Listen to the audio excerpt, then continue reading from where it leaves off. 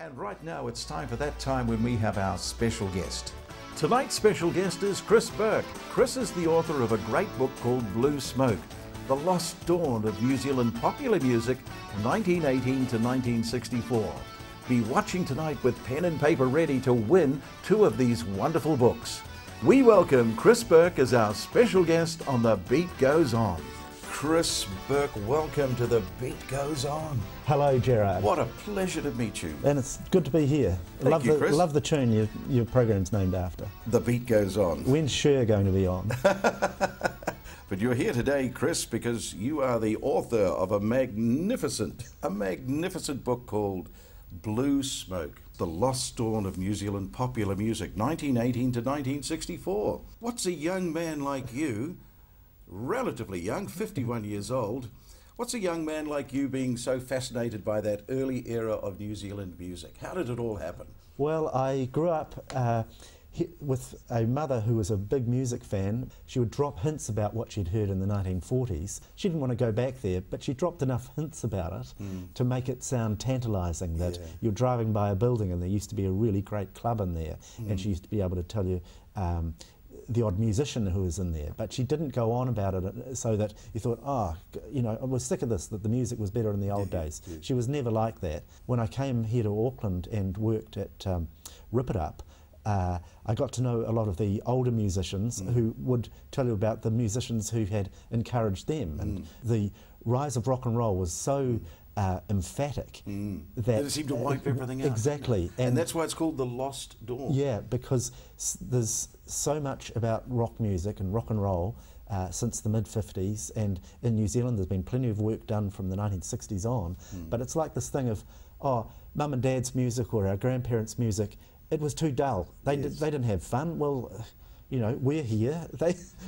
We know they had fun somehow. That is an amazing point you bring up. Anything pre-Beatles or pre-rock and roll wasn't worth talking about.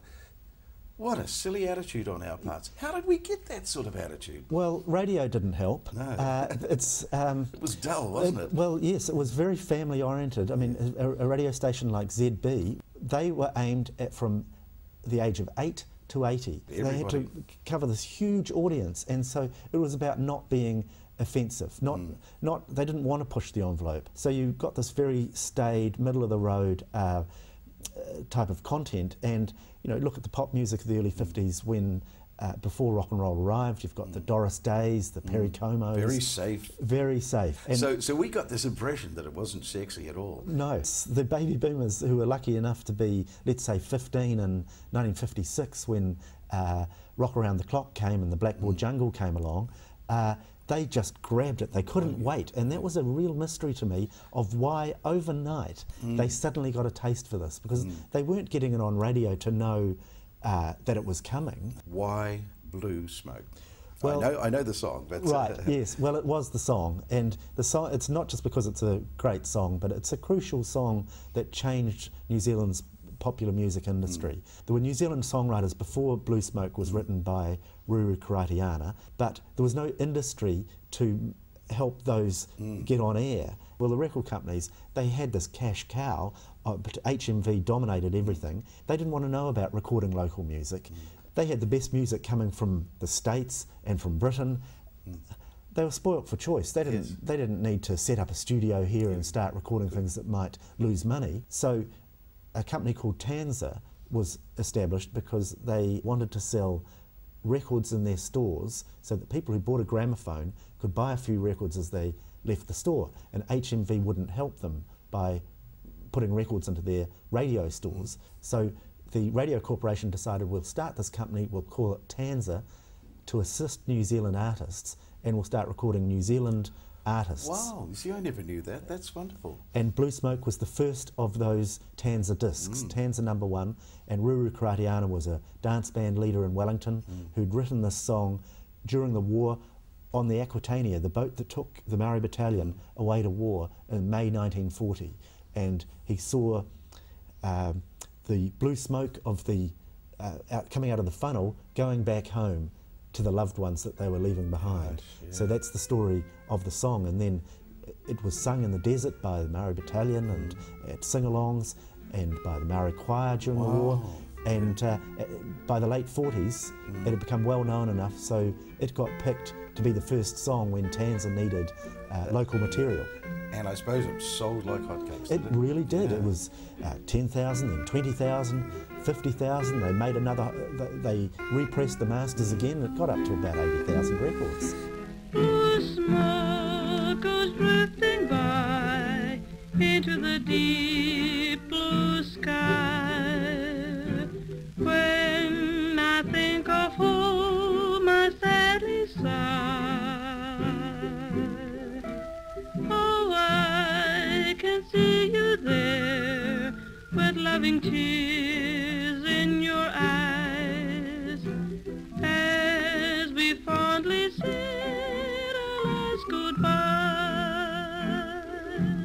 Now, why 1918? You have to pick it 1918 to 1964. When did you make that choice to make it 1918? Quite quickly after I got started, because you've got to start, well, you've got to start somewhere, but it's got to be real. It's got to be a point that things actually change. Not, 1920 to 1960, all it does is end in zeros. 1918, the First World War finished. Yep. 1918, the First World War finished. So, with the soldiers coming back, it was at the same time that the style of music being heard on dance floors, because it was all about dance music, was changing from the staid old Maxinas and Vallettas and the waltz to the foxtrot, and jazz rhythms were starting to arrive even just before the 1920s. See, the first jazz record internationally only came out in 1917, even though it had been played for a few years before that. But in the 1920s there was this boom of dance halls playing these new styles of music with much more exciting rhythms than the old tea dance that they used to have. What made you say to yourself, I can write this? Anybody could write it if they had the passion, and I've been a writer now for nearly 30 years, and mostly in music topics. I was the arts editor at The Listener for a while. I edited Rip It Up back in the 80s when it was still a free magazine. But I did a music history degree. That was in classical music, but the whole time I was doing that, which I loved, I was doing all this reading on popular music. I just had this need to understand how it all fitted together internationally. But once I started getting involved in the local scene, I thought, well, someone's got to cover the local history as well as the immediate bands that are coming up now. And so as I met more and more people and just collected stories in the back of my head. What was your criteria for what made it into the book? It had to fit the narrative. It had to fit the story of the rhythms changing in the 20s, jazz arriving, the swing boom of the 30s, that the baby boomers will understand.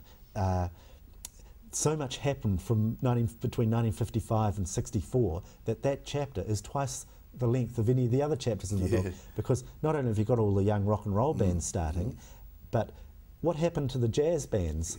They were still, some of those guys were still only in their mid to late 30s, but music had moved on. Suddenly you needed to be 18. The Beatles came out obviously in 1964, and then it really did change, didn't it? That's right. I had to cover the transition from, say, Devlin arriving in about 1957, that transition from 57 to 64, so many bands, the Kyle Isles and Red Hewitt and the Buccaneers, suddenly it was 3 guitars and a set of drums. The jazz players with all their horns and their sophisticated chord charts and all that, they were out the door, because popular music has to go with what the young want, because it's about the young people getting together. All the energy they've got, and they want their own music. Our generation, by developing the twist and all those dances where the couples were separated, I think that was, there was something wonderful about putting your arms around a woman or learning how to dance.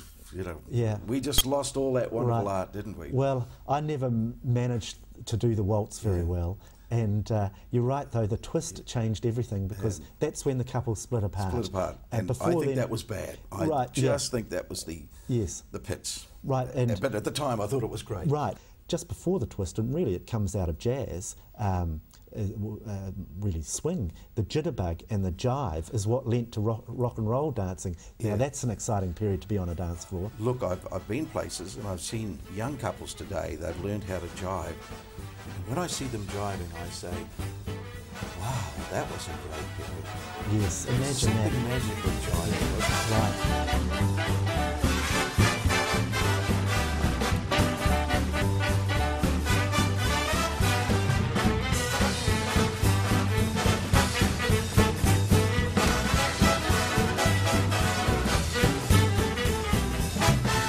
If you would like to purchase this, of course, Chris, it's available in all good bookstores throughout the country. Good bookstores, chains like Paper Plus or independent stores throughout the country. It's all always available.